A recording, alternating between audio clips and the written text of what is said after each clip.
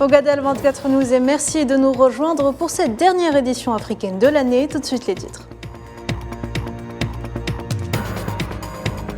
À la une, l'annonce était attendue. C'est avec 73,34% des voix que Félix Tshisekedi a été réélu ce dimanche à la tête de la République démocratique du Congo.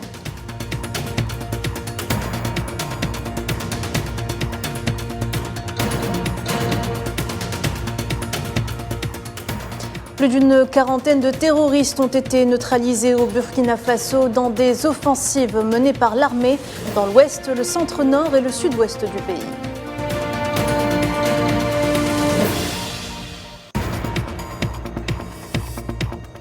Présidentielle au Sénégal, la validité de la candidature de l'opposant Ousmane Sonko reste encore en suspens.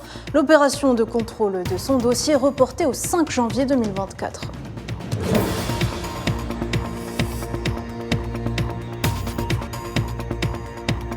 Et enfin, la campagne internationale contre la candidature du Maroc au Conseil des droits de l'homme s'élargit. Motif principal, le bilan noir du Merzen en matière de violation des droits humains.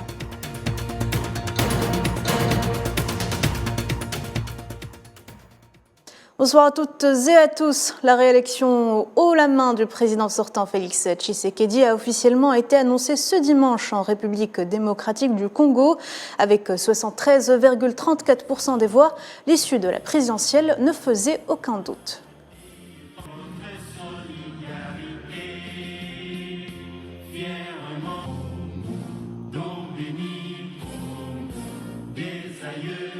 Je vous prie de vous asseoir. Tshisekedi Tshilombo Félix Antoine, candidat indépendant, avec 13 215 366 voix.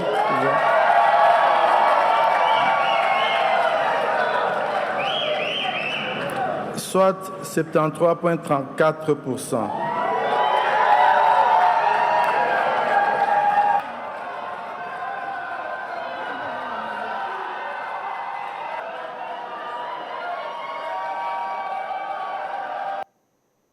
Et avant de développer le reste de nos titres, le président algérien Abdelmadjid Tebboune a eu ce dimanche un entretien téléphonique avec son homologue tunisien Kais Saïed, lors duquel il l'a félicité à l'occasion de l'avènement du Nouvel An 2024, lui souhaitant ainsi qu'au peuple tunisien frère davantage de progrès et de prospérité.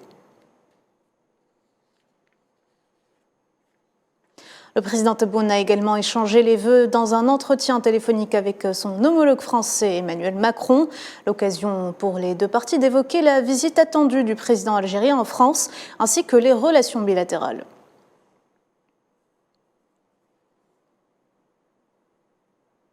Et ce drame au Niger, le ministère de la Défense a fait état d'au moins 11 villageois tués vendredi dans une attaque menée par des hommes armés près de la frontière avec le Burkina Faso.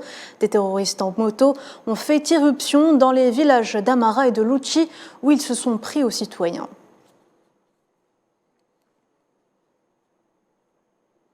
Et on en parlait en titre, plus d'une quarantaine de terroristes ont été neutralisés entre vendredi et samedi dans des offensives menées par l'armée burkinabé dans l'ouest, le centre-nord et le sud-ouest du pays. Dans une édition spéciale diffusée samedi sur les antennes de la radiodiffusion-télévision du Burkina Faso, l'armée indiquait qu'elle avait détruit 3 bases terroristes. Des armes et autres matériels ont été récupérés. Vendredi, plus de 30 terroristes qui planifiaient une attaque d'envergure contre des civils ont été également neutralisés dans des frappes aériennes de l'armée burkinabé. Dans un autre sujet, avec 64 voix pour, 5 abstentions et 1 contre, le Parlement de transition du Burkina Faso a voté samedi soir le projet de loi portant révision de la Constitution en apportant plusieurs innovations, dont l'officialisation des langues nationales en lieu et place du français qui sera désormais avec l'anglais des langues de travail. La nouvelle Constitution consacre également l'élargissement des missions du Conseil constitutionnel qui, en plus de ses missions classiques, se chargera désormais de réguler le fonctionnement des institutions et l'activité des pouvoirs publics d'une part et de contrôler la procédure de révision de la Constitution d'autre part. Le secrétaire général de l'ONU a exprimé samedi sa profonde reconnaissance envers la mission de maintien de la paix des Nations Unies au Mali, qui a achevé son retrait du pays. Antonio Guterres a souligné le rôle essentiel joué par la MINUSMA dans le renforcement du processus de paix, une mission qui a contribué à assurer le respect du cessez-le-feu dans le cadre de l'accord de paix et de réconciliation de 2015, issu du processus d'Alger, ainsi qu'à soutenir la transition vers la restauration de l'autorité de l'État. Et justement, le Mali, le Burkina Faso et le Niger, 3 pays dirigés par des gouvernements de transition et regroupés au sein de l'Alliance des États du Sahel, ont annoncé leur volonté de renforcer leur coopération à l'occasion d'une réunion de leur Premier ministre à Niamey. Plusieurs projets sont à la clé, notamment une autoroute et un chemin de fer.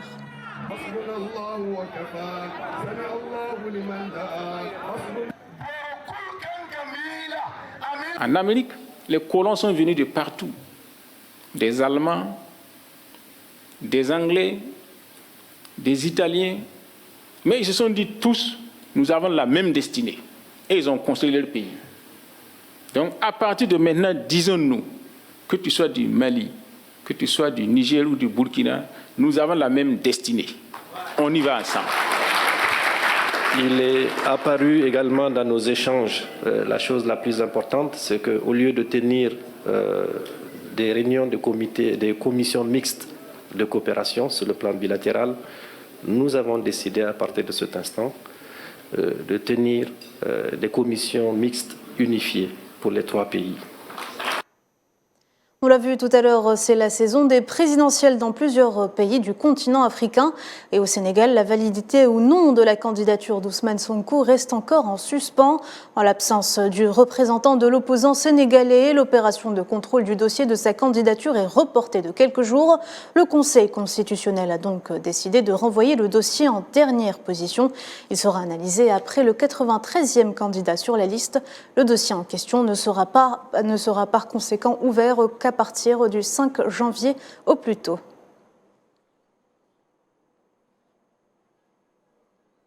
Et dans le reste de l'actualité, le cercle de l'opposition internationale à la candidature du Maroc à la présidence du Conseil des droits de l'homme de l'ONU s'élargit, coïncidant avec les mouvements successifs d'associations de défense des droits humains et organisations internationales pour rejeter la candidature de Rabat à ce poste. Motif principal, le bilan noir du Merzen en matière de violation des droits de l'homme, en particulier dans les territoires sahraouis occupés.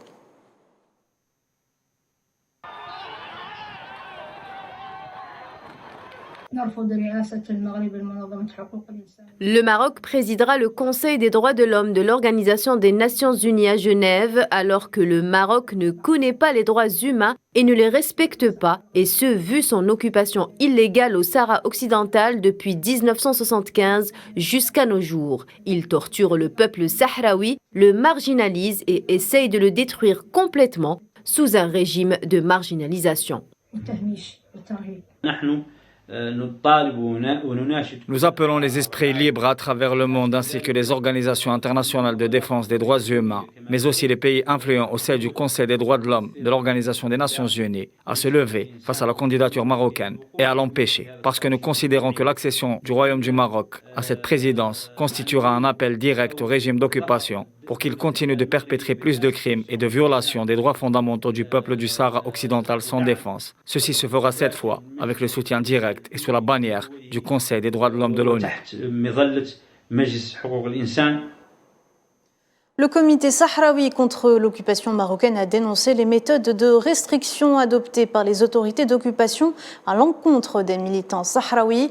Isacom a appelé les Nations Unies à tenir l'État marocain pour responsable des formes de restriction qui ont affecté l'économie et les droits civils et politiques des Sahraouis dans les villes occupées, soulignant que le Merzen continue de restreindre les masses sahraouis dans les villes occupées en les privant de leurs droits fondamentaux, une méthode de plus en plus utilisée par l'administration d'occupation pour imposer un siège permanent aux militants sahraouis.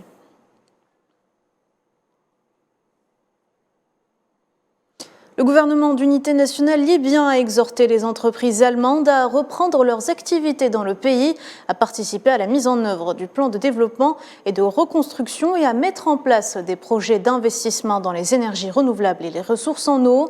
Dans un communiqué du ministère libyen de l'économie et du commerce, le chargé d'affaires de l'ambassade d'Allemagne en Libye, Sven Cross, a indiqué que les entreprises de son pays travaillent à la reprise de leurs activités et à la participation du secteur privé à la mise en œuvre des projets des investissements.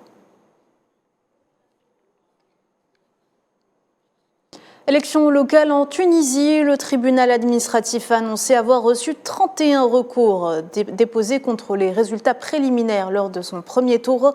Le tribunal a indiqué dans un communiqué qu'à partir de samedi, les chambres d'appel ont commencé à tenir des audiences de plaidoirie concernant la première phase des recours, ajoutant que ces audiences se poursuivraient jusqu'à mardi prochain.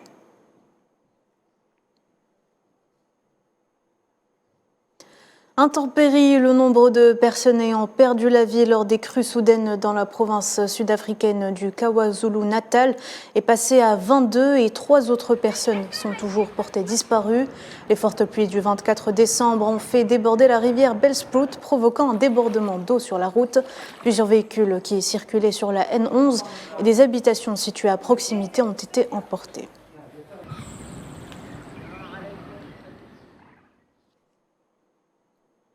Sport football, plusieurs sujets ont été abordés par le sélectionneur de l'équipe algérienne Jamel Bonmadi lors d'une conférence de presse tenue ce dimanche au stade Nelson Mandela de Barraqi, à la veille du départ des Verts pour Lomé au Togo en prévision de son ultime étape préparatoire avant la coupe d'envoi de la CAN 2023 en Côte d'Ivoire. Je vous propose d'écouter. Dans cette liste, il y a effectivement des joueurs qui ont pu déjà participer à au moins 2 CAN avec moi et plus avec d'autres sélectionneurs, donc ils ont une certaine expérience, mais ça c'est le cas de toutes les équipes nationales d'Afrique. Et effectivement, on ne change pas d'effectif comme ça à 100% en fonction des différentes CAN qui arrivent tous les 2 ans. Donc c'est pas pour rien qu'il y a des joueurs qui font 4, 5, 6 CAN, même certains. C'est le temps d'une carrière, d'une bonne carrière, on va dire, internationale. Et il y a aussi une partie de joueurs qui vont découvrir cette compétition âpre, difficile, et qui vont apprendre à connaître et vont devoir apprendre rapidement. Dans ce contexte, le sélectionneur national est revenu sur ses objectifs et ses ambitions pour cette Coupe d'Afrique des Nations. Écoutez. Les ambitions... Quand on démarre une compétition, ça ne changera jamais. C'est toujours pour aller au plus loin, pour aller vaincre, pour aller obtenir le résultat optimum. Ça ne changera pas. Après, on est plusieurs à vouloir la même chose, donc ça va être une lutte acharnée. Évidemment que les 2 compétitions que j'ai pu coacher, plus celles que j'ai pu jouer, sont un avantage. Pour moi, bien sûr qu'il y a eu des analyses faites. Je garderai aussi les raisons ici maintenant, puisqu'on en a déjà parlé plusieurs fois. Il ne s'agirait pas de refaire une analyse de ces 2 compétitions, mais en tous les cas, c'est sûr qu'on en a tiré des expériences. Un des éléments pour moi fondamental, c'est la préparation. La préparation avant compétition, pour moi, c'est pas la clé, mais c'est indispensable, essentiel de se préparer dans les meilleures conditions. C'est la fin de ce journal. Merci de l'avoir suivi. Vous pouvez revoir ce programme sur nos réseaux sociaux en scannant le QR code qui s'affiche en bas de votre écran. Je vous souhaite une excellente année 2024 à tous. On se retrouve demain.